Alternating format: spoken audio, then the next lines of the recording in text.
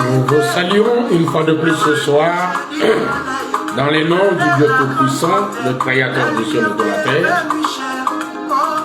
Nous croyons que vous êtes déjà là pour suivre cette émission, votre émission préférée. Vous connaîtrez la vérité et la vérité vous affranchira.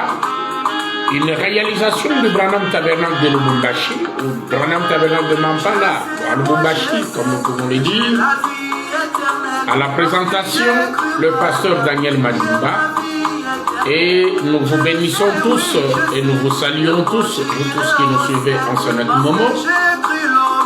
Le jeudi passé, on n'a pas pu donc faire l'émission. Nous étions là, bien préparés.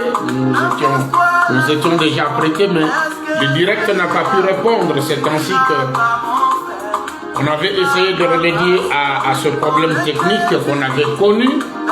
Et ça n'a pas pu tenir. On pensait même qu'on pouvait faire l'émission avec un retard de 15 minutes.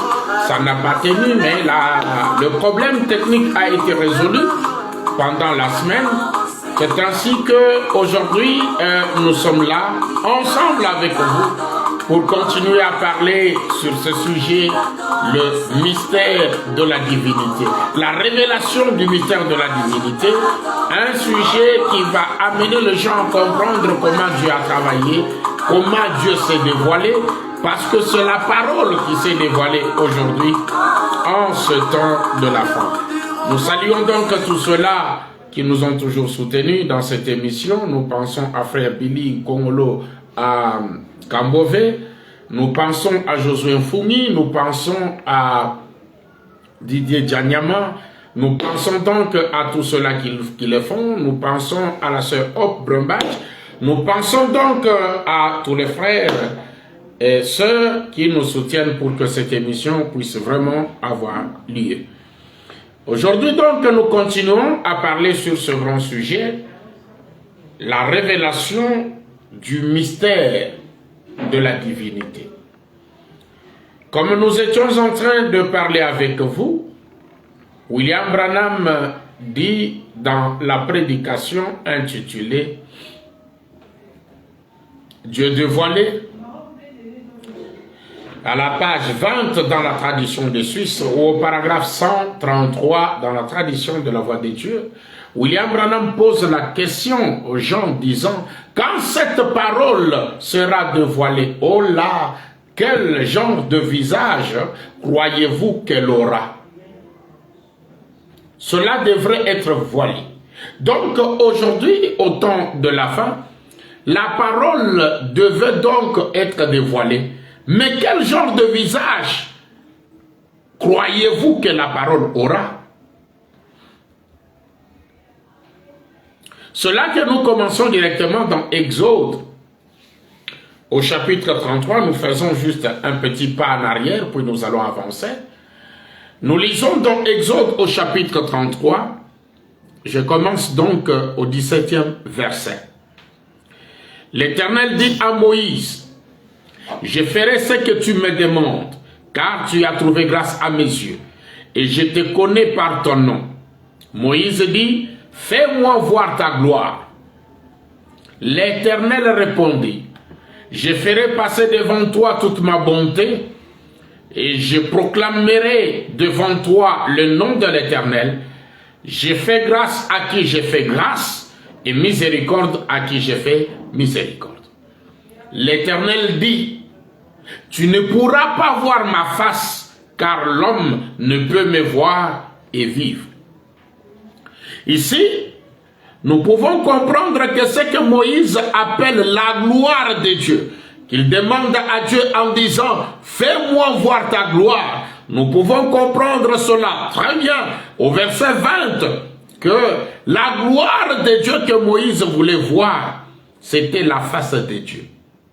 Le visage de la parole, qui est le logos, qui est l'office par lequel toutes choses ont été créées. Ce fils qui est une théophanie, ce logos qui est une théophanie, la théophanie de Dieu que Moïse avait voulu voir. Verset 21. L'Éternel dit, voici un lieu près de moi, tu te tiendras sur le rocher. Quand ma gloire passera, je te mettrai dans un creux du rocher et je te couvrirai de ma main jusqu'à ce que j'aille passer. Et lorsque je retournerai ma main, tu me verras par le derrière. Mais ma face ne pourra pas être vue. C'est ainsi que Moïse n'a pas vu la face de Dieu. Moïse a vu seulement le dos.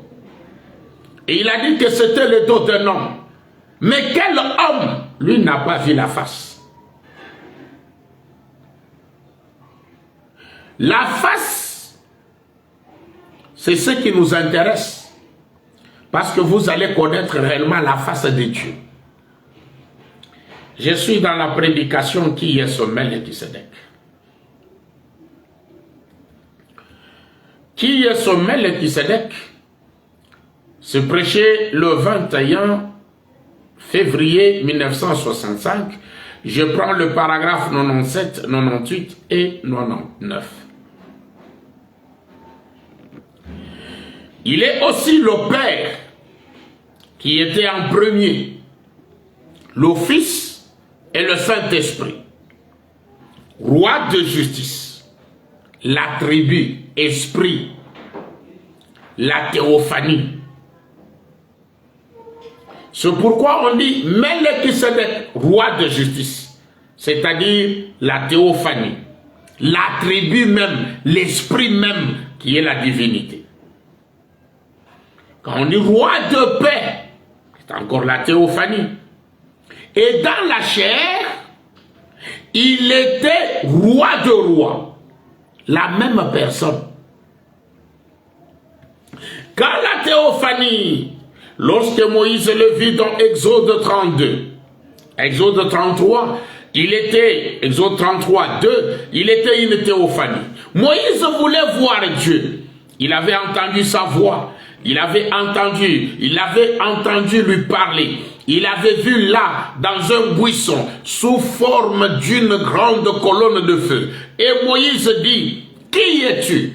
Je veux savoir qui es-tu, qui tu es. Si tu me laisses te voir, j'aimerais voir ta face. Voilà la gloire que Moïse voulait voir. C'était la face de Dieu. Il a dit, aucun homme ne peut voir ma face. Il ajouta, je mettrai ma main sur tes yeux et je passerai et tu pourras voir mon dos, mais non ma face. Vous voyez? Et lorsqu'il passa, c'était le dos d'un homme, c'était la théophanie. Alors, la parole qui était venue à Moïse, je suis, c'était la parole.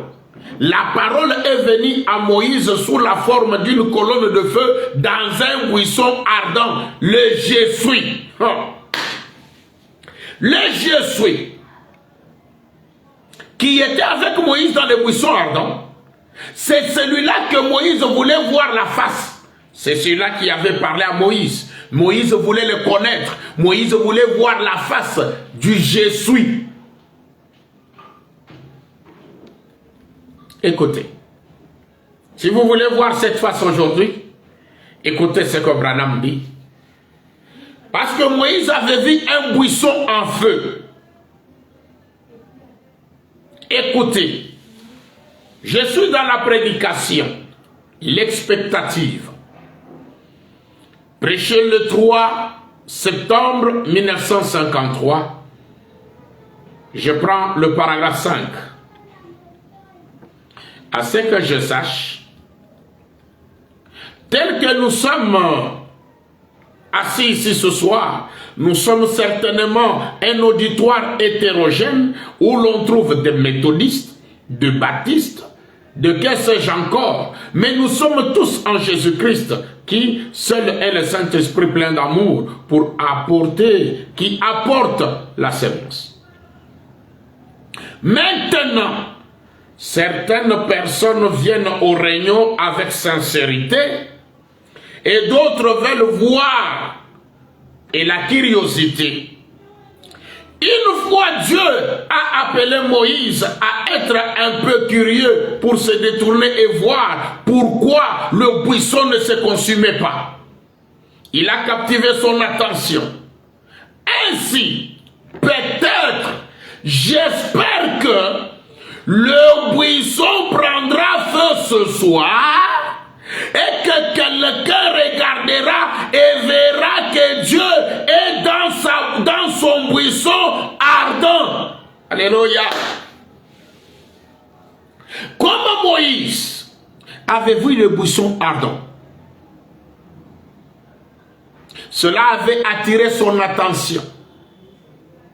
William Branham dit, certaines personnes aussi viennent aux réunions avec sincérité. Donc si vous nous suivez avec sincérité, ou d'autres qui veulent voir, oui, si vous voulez voir la face de Dieu, et la curiosité, si vous avez cette curiosité-là, une fois, comme Dieu avait appelé Moïse à être un peu curieux pour se détourner, voir pourquoi le buisson ne se consumait pas, Dieu a captivé l'esprit de Moïse.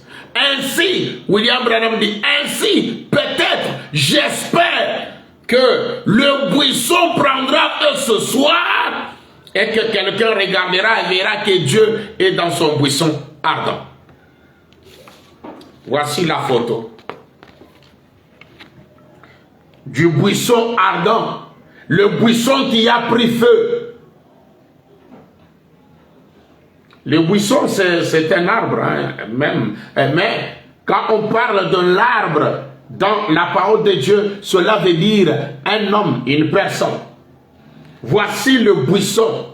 Quand vous regardez ici, il y a un homme, une personne qui est dans le feu. Comme William Branham a dit, le buisson prendra peut-être feu ce soir. Voici le buisson qui a pris feu. Et quand vous regardez, vous verrez que Dieu est dans son buisson. Écoutez. Je suis dans Apocalypse chapitre 4, deuxième partie, ou le 24 ancien. Je commence au paragraphe 155. Se prêchait le 1er janvier 1961. Je commence au paragraphe 155. Maintenant, observez comment il était paré. Comment il était paré ici. J'ai vu encore comme de l'air impoli, observez, autour de ce fils de l'homme. Celui-ci, c'est le fils de l'homme. Mais autour de lui, c'est comme du feu. Comme du feu au-dedans duquel était cet homme. Et qui rayonnait tout autour. Depuis la forme de ses reins jusqu'en haut, depuis la forme de ses reins. Écoutez, soyez spirituels et comprenez bien, et je vous assure, au nom de Jésus, gardez ceci pour vous-même là dans votre propre cœur. Souvenez-vous simplement combien c'est une bénédiction. Paragraphe 157. Recommençons au verset 27. Écoutez tous, comprenez vraiment bien. J'ai vu comme de l'airain poli, c'est-à-dire comme la couleur vert jaunâtre au-dedans duquel était cet homme et qui rayonnait tout autour, du feu vert ambre, bon, depuis la forme de ses reins jusqu'en haut, depuis la forme de ses reins jusqu'en bas. J'ai vu comme du feu et comme une lumière éclatante dont il était environné. Il y avait du et tout autour, tel l'aspect de l'arc et de la couleur en un jour de pluie. Ainsi était l'aspect de cette lumière éclatante qui l'entourait. Vous regardez ici, le visage ici. Cette personne de Branham est entourée par le feu. Il est dans un buisson. C'est un buisson ardent. Ézéchiel dit, ainsi était l'aspect de cette lumière éclatante qui l'entourait. C'était l'image de la gloire de l'Éternel. Voici l'image de la gloire de l'Éternel. La gloire de Dieu, la gloire de l'Éternel qui est la face de Dieu. Ce que Moïse avait voulu voir, qui lui avait été privé. Lui a vu le dos. Mais aujourd'hui, vous avez la chance de voir la face de la divinité, la face du Logos, la face de la parole. Comme William Branham nous a dit, quand cette parole sera dévoilée, quel visage croyez-vous qu'elle aura? Voici le visage de la parole, qui est le Logos, qui est la théophanie, qui est la plénitude même de la divinité.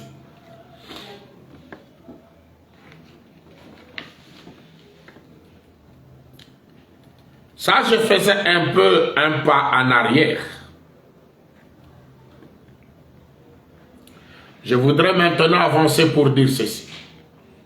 Si vous regardez ce Logos, sa face, ça ne ressemble pas à Jésus. C'est pourquoi William Branham nous a dit, l'ange du Seigneur, qui est le Logos, qui est la théophanie, l'ange du Seigneur qui vient à moi, n'est pas le Seigneur Jésus et ne lui ressemble même pas. Mais néanmoins, il était venu habiter en Jésus. C'est pourquoi nous disons que Jésus était l'homme extérieur.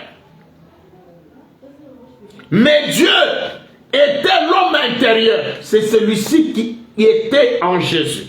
Quand on dit Dieu est venu habiter corporellement dans le corps de Jésus, la plénitude de la divinité corporellement, on parle de celui-ci qui est venu habiter dans un tabernacle appelé Jésus-Christ. Jésus était l'homme extérieur.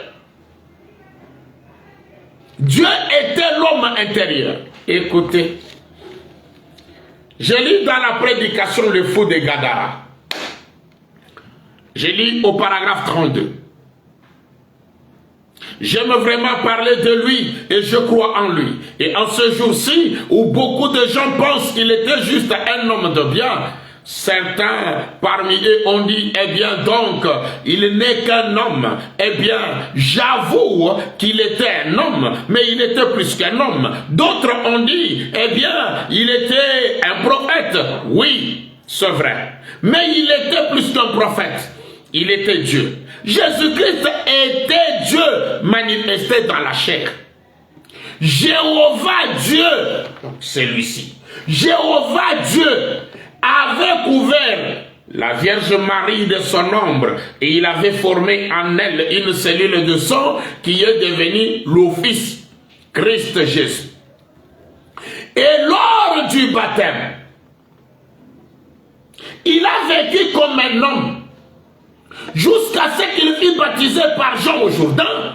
Et aussitôt après son baptême, Jean rendit témoignage qu'il a vu l'Esprit, qu'il a vu le Saint-Esprit venir du ciel, descendre en lui et aller sur lui. Voilà ce qui était descendu sur Jésus et qui est entré en Jésus. Le Logos, le Saint-Esprit, la théophanie, la face de Dieu, la plénitude de la divinité.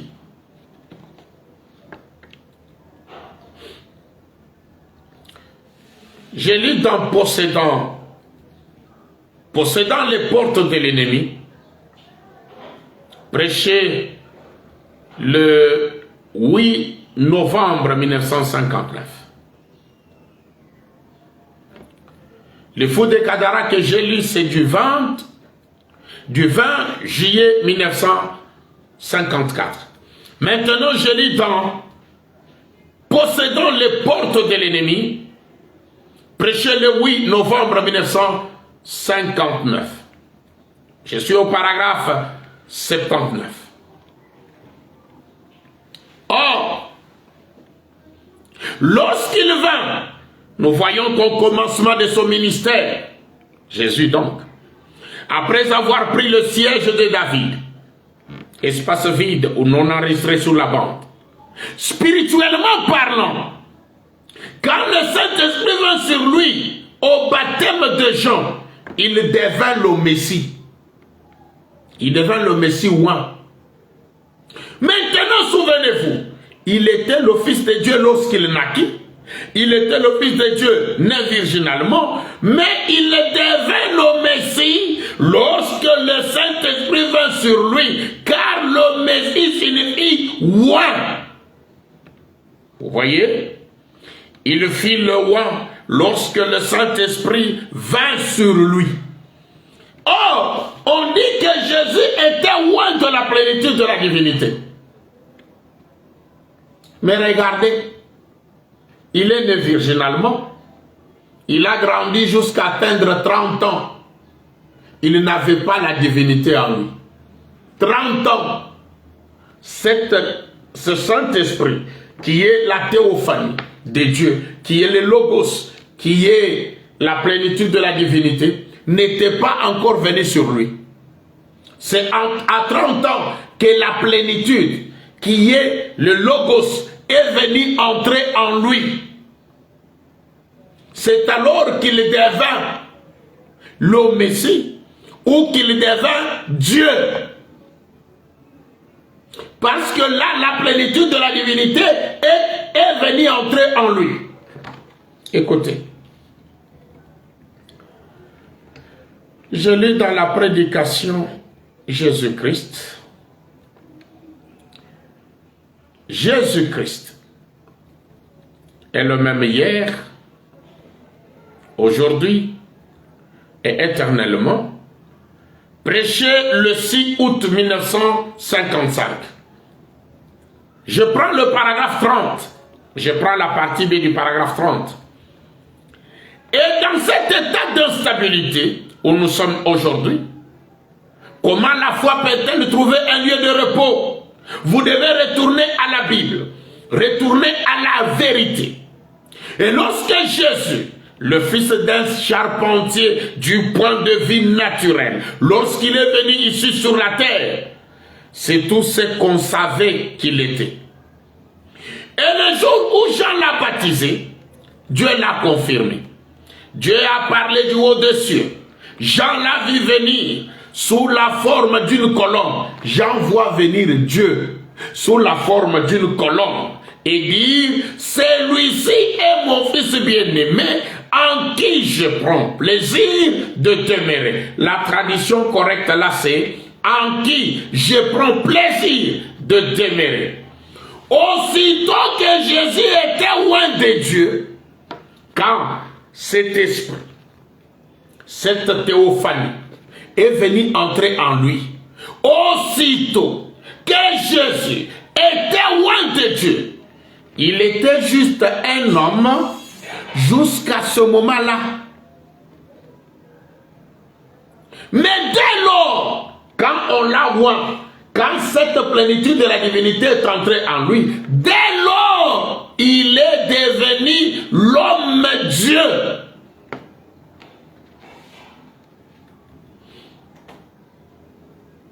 Vous comprenez?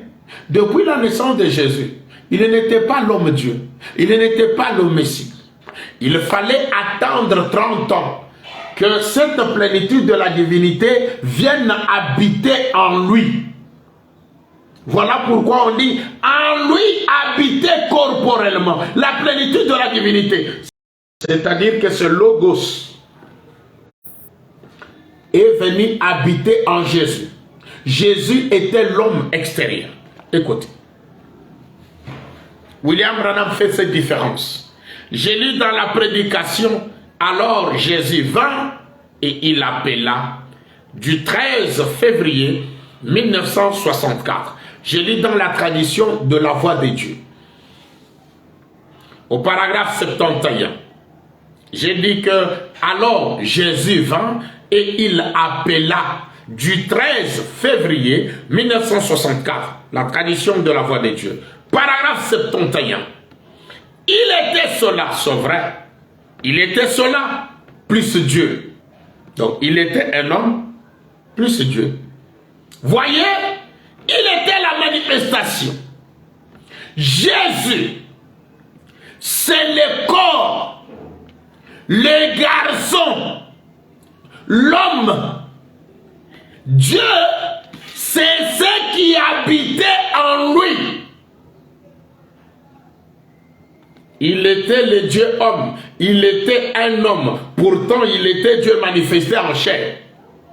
Jésus, lui, était le corps, le garçon, l'homme. Mais Dieu, voici Dieu. C'est ce qui habitait en lui. Il était le Dieu homme. Pourquoi on a dit qu'il était le Dieu homme? Parce que Dieu, qui est la plénitude de la divinité, celui-ci, qui est le Logos, est venu entrer, est venu tabernacler en Jésus.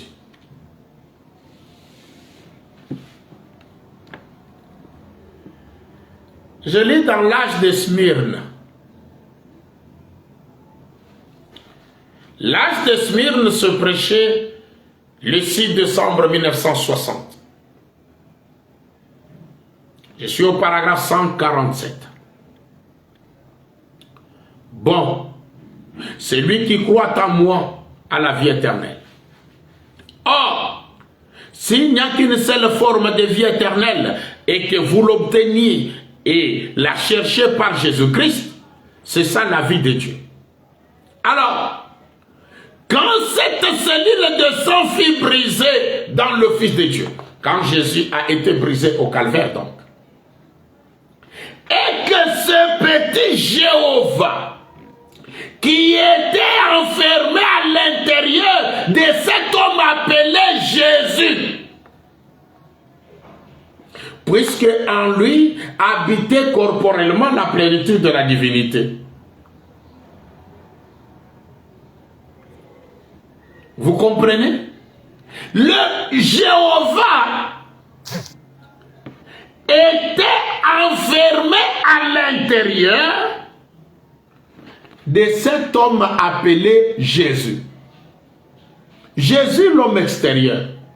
Jéhovah étant Dieu, il était l'homme intérieur qui était venu habiter en Jésus. Deux personnes différentes. L'homme intérieur et l'homme extérieur, deux personnes différentes. Je ne sais pas si vous saisissez. Je ne sais pas si vous comprenez. Mais la divinité est venue habiter dans un corps qui n'était pas son propre corps. Un corps qui ne lui ressemblait pas.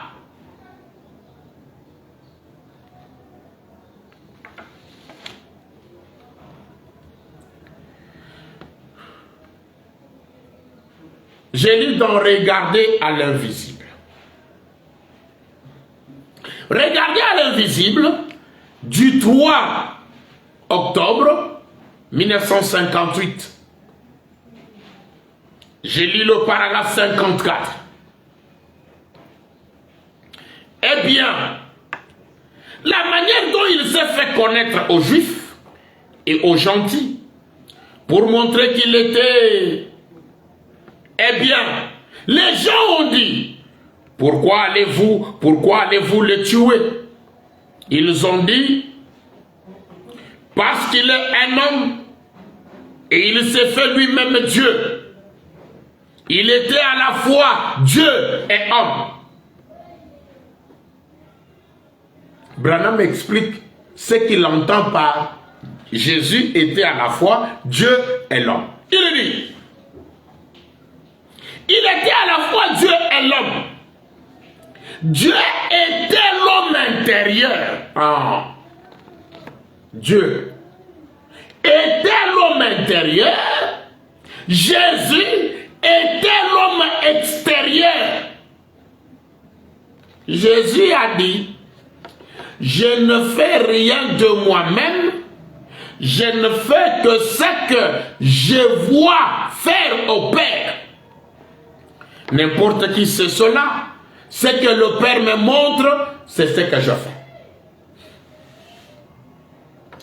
Jésus était l'homme extérieur.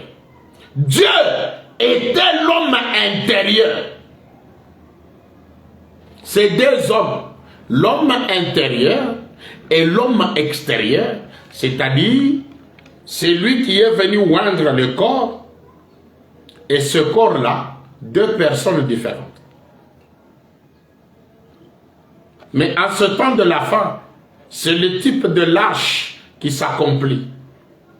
Et l'homme intérieur et l'homme extérieur, la même personne. Comme on dit, l'arche était loin en dedans et au dehors.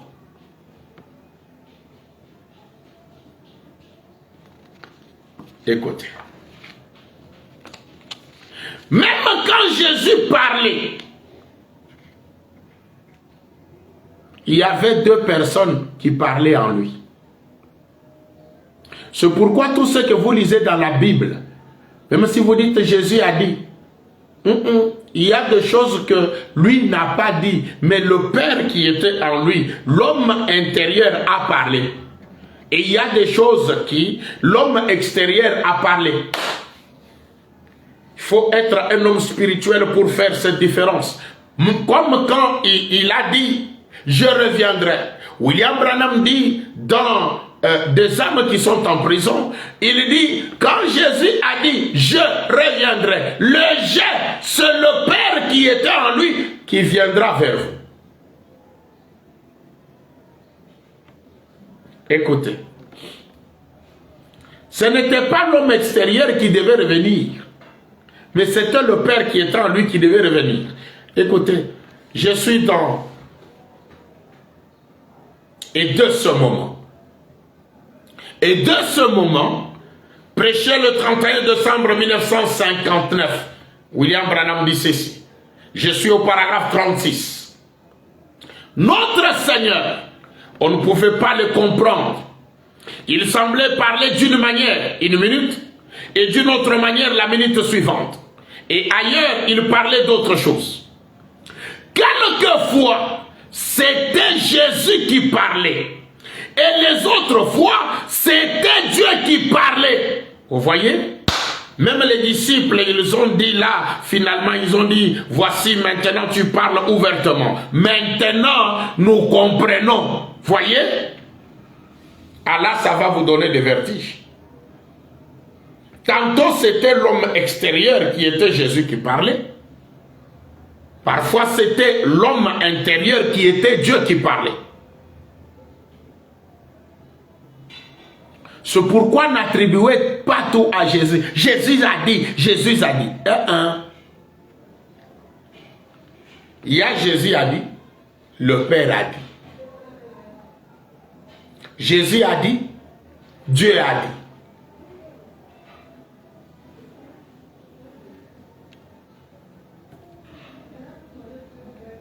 William Branham dit.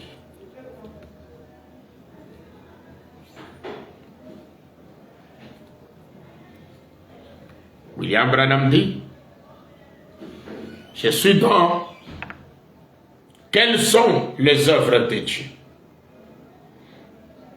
Quelles sont les œuvres de Dieu? C'est une prédication prêchée le 4 avril 1959. J'ai lu au paragraphe 20. Eh bien, lorsque Jésus s'est fait connaître aux Juifs, examinons les Écritures et voyons ce qu'il a fait chez les Juifs pour se faire connaître en tant que le Messie. Je lisais dans le livre de Saint Jean, prenons Saint Jean, chapitre 1er, et comme nous le lisons, nous voyons qu'après qu'il fut tenté dans le désert, il est sorti. Et il était loin du Saint-Esprit. Le Saint-Esprit était en lui. Jean a rendu témoignage qu'il a vu Dieu descendre du ciel comme une colombe. Et une voix se fait entendre. Celui-ci est mon Fils bien-aimé en qui j'ai plus plaisir d'habiter. Et Dieu habitait en Christ. Dieu, Jéhovah, le Père, a habité dans son Fils Jésus-Christ, faisant de lui son tabernacle, se manifestant et montrant au monde qui il était. C'est la raison pour laquelle ses disciples ne pouvaient pas le comprendre. Ils ont dit, tu parles en parabole. Parfois, c'était Jésus qui parlait, parfois, c'était le Père qui parlait. Parfois, c'était Dieu Jéhovah, le Père qui était l'homme intérieur qui parlait.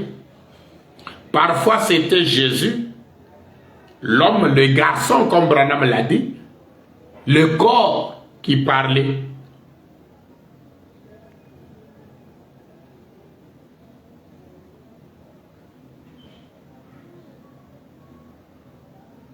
C'est là que beaucoup de gens ont eu la confusion. Ils ont confondu deux choses. Quand Jésus parlait et quand c'était le Père qui parlait, ils ne savent pas faire la distinction. Ils n'ont pas le discernement spirituel. Heureusement pour nous, William Branham est venu nous révéler toutes ces choses. C'est ce qui nous a amenés à comprendre et à discerner ces choses.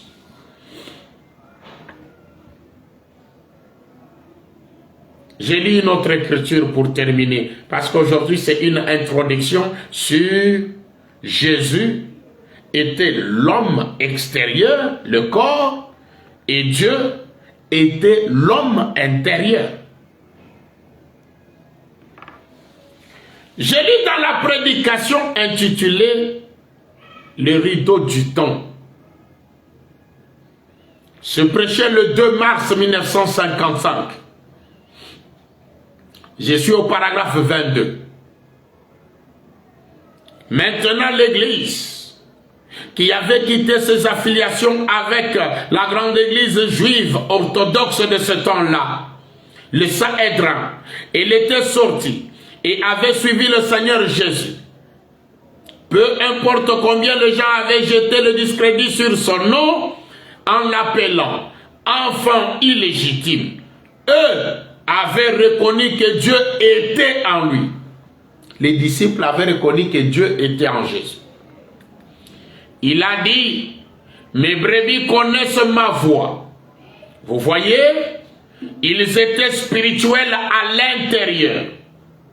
Et lorsqu'ils ont vu, qu'ils l'ont vu, ils ont reconnu qu'il était différent de sacrificateurs, de docteurs de la loi et des autres.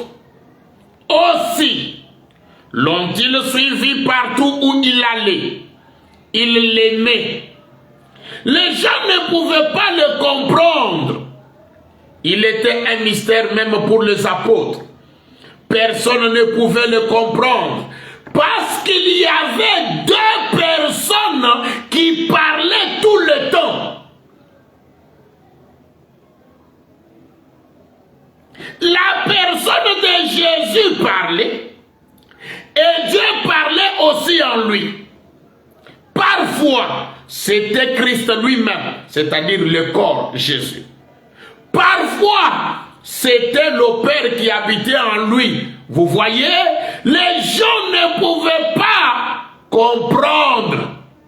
Merci Seigneur Branham. C'est là où se situe le problème, le dilemme.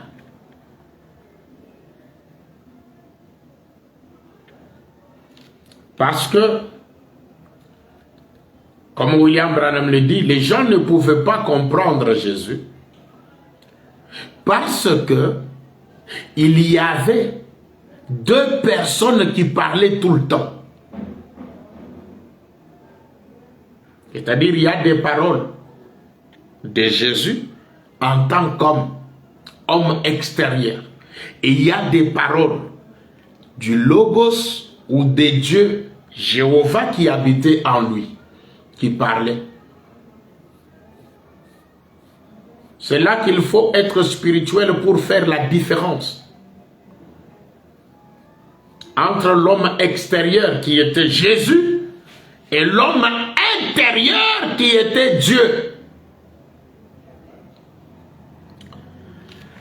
Je voudrais bien m'arrêter par ici pour que le jeudi prochain, nous sommes disponibles.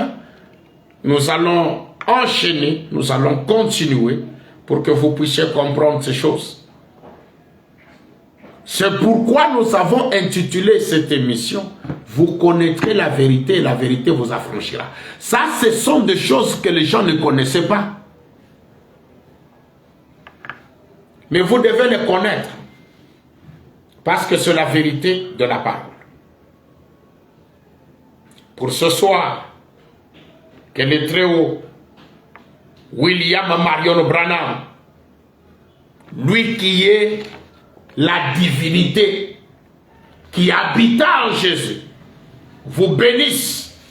Nous allons nous retrouver le jeudi prochain, 16h heure de Lubumbashi, 15h heure de Kinshasa. Nous serons déjà en direct sur notre page Facebook, le Branham Tabernacle de Mampala, parce qu'on a changé un peu l'appellation, Branham Tabernacle de Mampala, Lubumbashi. Nous allons nous retrouver là le jeudi prochain pour continuer à parler de ce sujet très important qui va vous aider vraiment à comprendre. Je vous laisse un peu savourer cette bonne musique du frère Eli Shalom qui nous chante, qui élève William Marion Branham.